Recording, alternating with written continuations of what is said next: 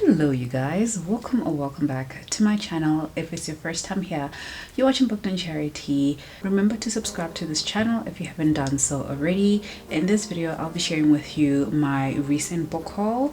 So I've received a couple of books from Jonathan Ball Publishers, Penguin Random House, Wordsworth Books, NB Publishers, and I've got one book that I purchased some while back but only received recently. So I hope you stay tuned for this video and enjoy. The first book I got is the one that I bought myself. It's funny because it's the third book in a series. I have not started the series. I do not own the other two books, but I'm interested in reading them. So that is Gods and Monsters, and this is by Shelby Mahurin.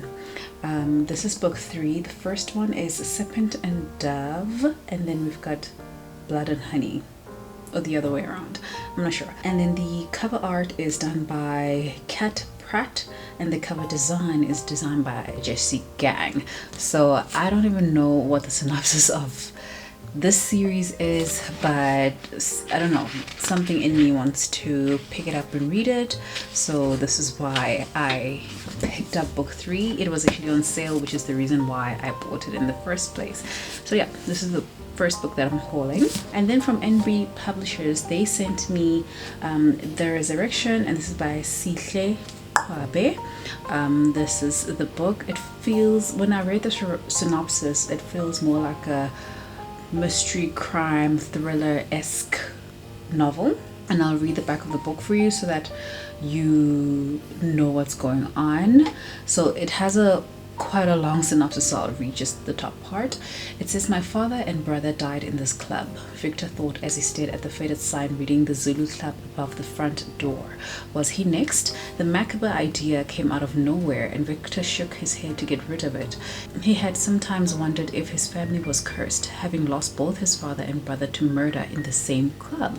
He tried not to dwell on such thoughts. Victor Zulu has not set foot in the Zulu Club since the day 10 years ago that his father was killed. Now he has returned to take over the family business, but he will have to watch his back, with gangsters coveting the club as a prime place to push their drug trade and rival clubs hoping to squash the competition. Although his father once returned to life after being pronounced dead, there is no hope that Victor will be so lucky. So it's quite a short one, so we'll see what the book has to offer. But this one was sent to me by Quella Books, which is an imprint of NB Publishers. Thank you so much. The next two books I have were sent to me by the people at Wordsworth Books, and firstly they sent me Loathe to Love You by Ellie Hazelwood, and I actually only found out 2 days ago that this is a short story collection, because I was wondering why there's like all these different people here, but it seems like we are hearing 3 different stories. So this says a STEMinist novella collection including Under One Roof, Stuck With You, and Below Zero. So I feel like I'm even more inclined to pick up the book because I know that it's short stories, so it's like not the whole thing, but like I think one book is like 122 pages, and I can do this. So yeah, I didn't realize that until about 2 days ago, but now I'm even more interested in picking this one up very soon. And then they sent me Sweet Hand, and this is by Angie Peltier. This is the first book in the Island Bites series, so I don't know how many books are gonna be part of this romance series, but at the back, I didn't even read for you what this one says.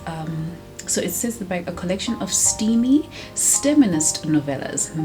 Mara, Sadie, and Hannah are friends first, scientists always. Though their fields of study might take them to different corners of the world, they can all agree on the universal truth. When it comes to love and science, opposites attract and rivals make you burn. So for Under One Roof, it says an environmental engineer discovers that scientists should never cohabitate when she finds herself stuck with the roommate from hell, a detestable big oil lawyer who won't leave the thermostat alone. I feel like there's gonna be a lot of nice banter there. I hope there is. Stuck With You says a civil engineer and her nemesis take their rivalry and love to the next level when they get stuck in a New York elevator. And Below Zero says a NASA aerospace engineer's frozen heart melts as she lies injured and stranded at a remote Arctic research station, and the only person willing to understand the dangerous rescue mission is her long-time rival. So there's a bunch of enemies to lovers trope going on in here. I have never read anything from Ellie Hazelwood yet, but I do own Love on the Brain that I'm yet to pick up. So yeah, back to Sweet Hand. This one says love is a piece of cake, right? For the first time in forever, lifelong rivals Charisse and Kieran are back in Trinidad at the same time. And while Kieran may have the most swoon-worthy smile, he's also the most annoying man Charisse has ever met. Unfortunately, avoiding him is impossible. With Kieran's close friend getting ready to marry Charisse's sister, he's just been made the best man to her maid of honor. I've read a similar story like that before, but I'm interested to see the way in which the author will, progress with her storytelling. So yeah, those are the two books from Wordsworth Books. The next deck of books I have is from Penguin Random House. Firstly, they sent me this book, Kills. This is a YA thriller, and it is by Ravenna Guran, and it says she wrote the perfect murder. Someone carried it out and now she's next. At the back it says, I'll make it clear from the start. I did not kill Hugh Henry Van Born. I didn't even help. Well, not intentionally. When Hugh Henry Van Born, one of the most popular and richest kids in Jess Choudhury School, is found dead, the student body is left wondering who the murderer could be. Jess, a student under strict instructions to keep her record clean or risk losing her scholarship, finds herself at the center of the investigation when it's revealed that Hugh died in the exact same way as a character in a short story she wrote, and then Jess receives an anonymous text thanking her for the inspiration. With time running out, Jess knows if she doesn't solve this mystery, she'll finally have something in common with Hugh. She'll be dead too.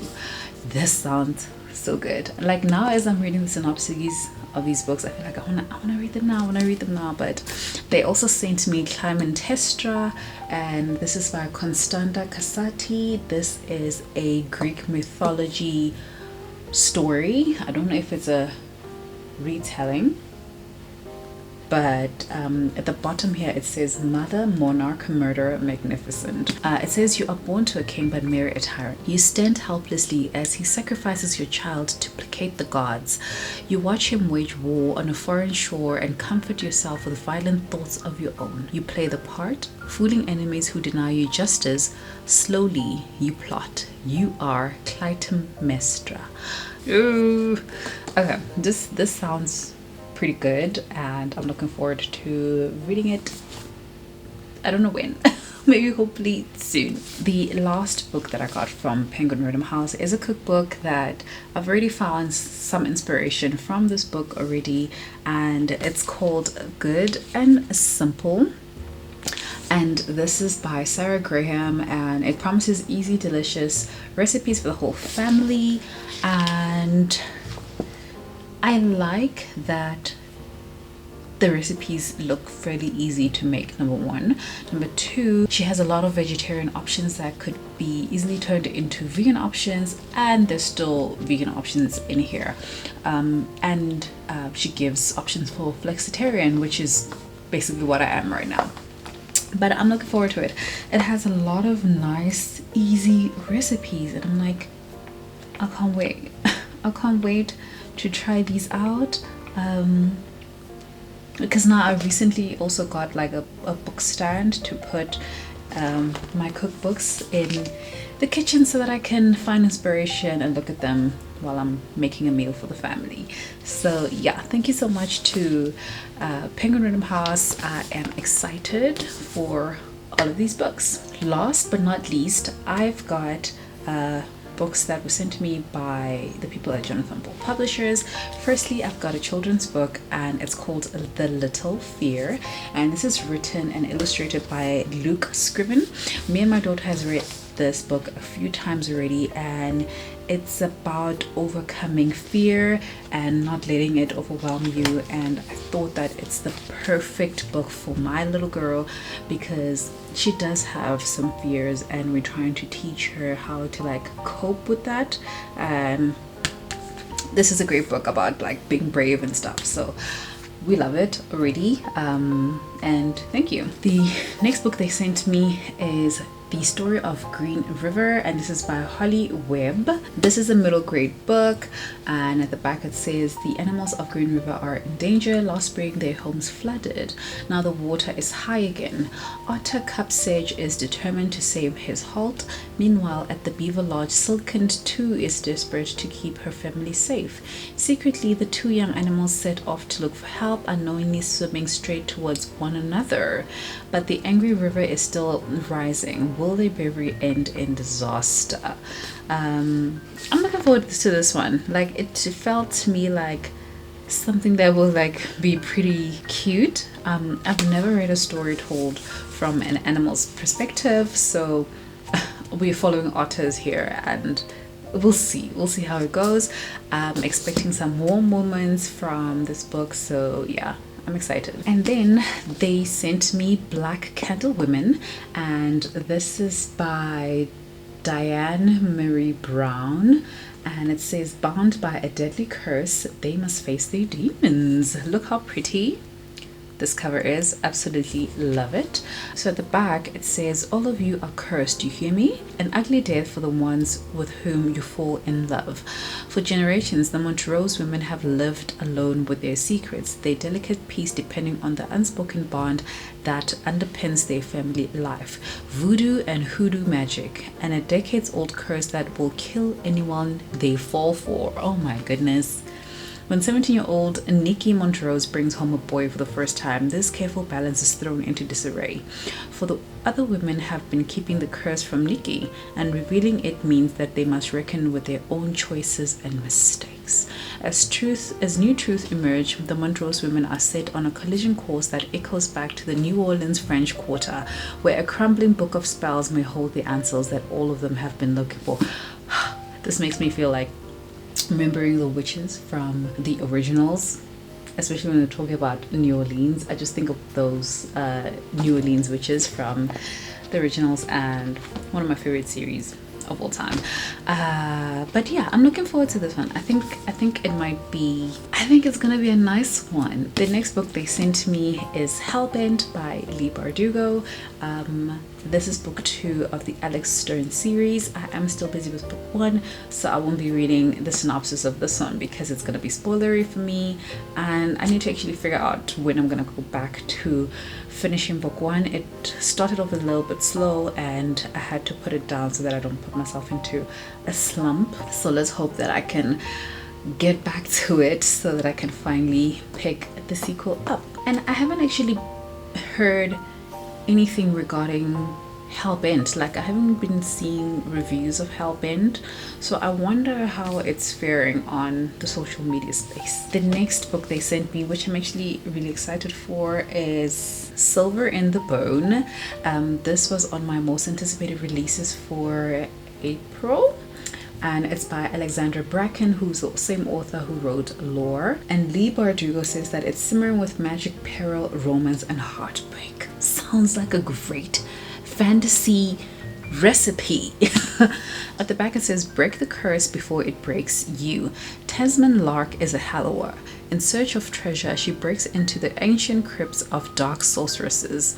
Now, rumors are swirling about a powerful ring from the Arthurian legend, a ring that could free her brother Cable from a curse, but they aren't the only ones who covet it.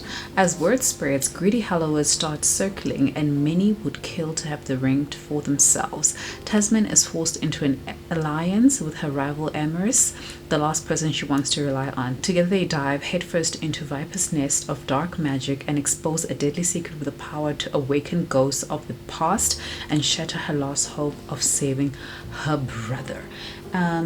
Jennifer Lynn Barnes, who's the author of The Inheritance Games, says that it is nail-biting, gut-wrenching, action-packed, and devastatingly romantic. I kind of want to like pick this one up like soon. I think this is gonna be probably a book that I select for my May TBR because it sounds so freaking good, and I feel like I'm at a point again where I'm looking for a little bit of action, because that book that I'm reading right now, we don't have a lot of action, but we do have a lot of plotting, but I'm still interested in the story. Second last book I've got to show you is Mame, and this is by Jessica George, and at the back it says Mame has many meanings in Twi, but in my case it means woman. Meet Maddie Wright. All her life she's been told who she is. To her Ghanaian parents, she's Mame, the one who takes care of the family. Her mom's stand-in, her dad's carer, the one who keeps the peace and the secrets. It's time for her to speak up. When she finally gets the chance to leave home, Maddie is determined to become the woman she wants to be. One who wears a bright yellow suit, stands up to her boss, and dates men who definitely aren't on her mom's list of prospective husbands. Someone who doesn't have to Google all her life choices. But when tragedy strikes, Maddie is forced to face the risks and rewards of putting her heart on the line. Will it take losing everything to find her voice? Mame. I've heard really good things about it, but I've also heard that it could be a bit emotional, so I'm excited but I'm nervous to read this one. The final book on this haul, and one that I'm absolutely excited for because it was on my January anticipated releases, is Chain of Thorns by Cassandra Clare. This is the third book in the Lost Artifices series, and it's a collector's first edition. That's what it says right there.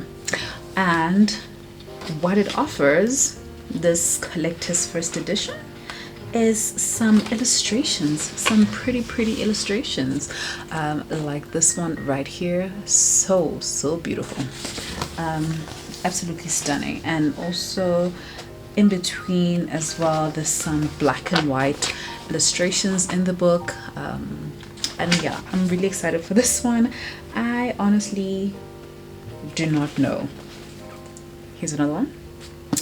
I honestly do not know when I will get the chance to pick this book up because I'm still in the beginning of book 1 of the Lost Artifices series, which is a trilogy that I am reading in preparation for the Lost Hour series. So I've literally got 5 books to read before I can read this one, and all of those books are more than 600 pages each. Will I get to this one before the end of the year? I really hope so, but I don't know. I honestly don't know. But yeah, that is it for this haul. Let me know down below if you've read any of these books, you are looking forward to reading any of these books, which of them seem interesting to you, and if you've made it this far in the video, leave me a red rose emoji for Chain of Thorns. Yep, they've got roses. Chain of Thorns. Just leave the emoji down below, and remember to subscribe to my channel if you haven't done so already. Give this video a thumbs up if you enjoyed it, and click on the notification bell to get notified every time I upload a video. Thank you so much for watching, and I will see you guys in my next one. Bye.